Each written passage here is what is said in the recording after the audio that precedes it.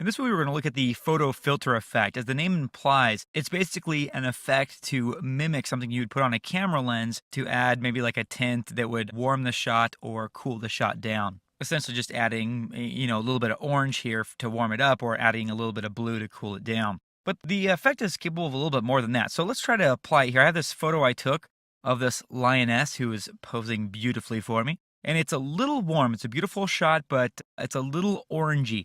So we're going to use the photo filter to try to remove that. Now, when I add the photo filter effect, the default setting for photo filter is warming filter 85, which actually warms my photo even more. I guess you could say that it made it hot.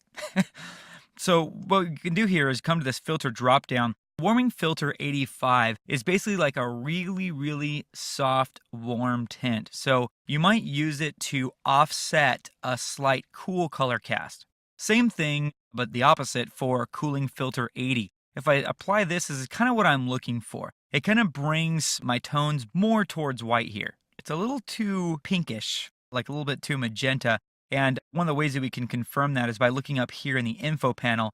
So I put my pixel over some pixels that probably should be white. It looks like I have a deficiency of green, which means I probably have too much magenta here. But it's still a better balance, I guess you could say, than this, which is obviously too yellow.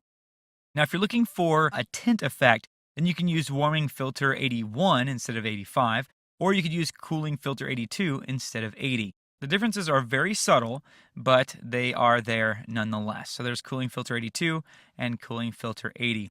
Differences between warming filter 81 and 85 on this image are really tough to see. They're very subtle there. There's plenty of other filters besides just these warming and cooling ones. We could pick from one of these colors here. So I could add like violet or cyan or any of these colors here. This is kind of a cool trick. They have underwater here. So it's kind of like a blue-green light that would simulate underwater. Of course, that's not going to be realistic for our scene here, but you could imagine that if you were going to concoct a synthetic underwater scene, this might help maybe put this on an adjustment layer or what have you.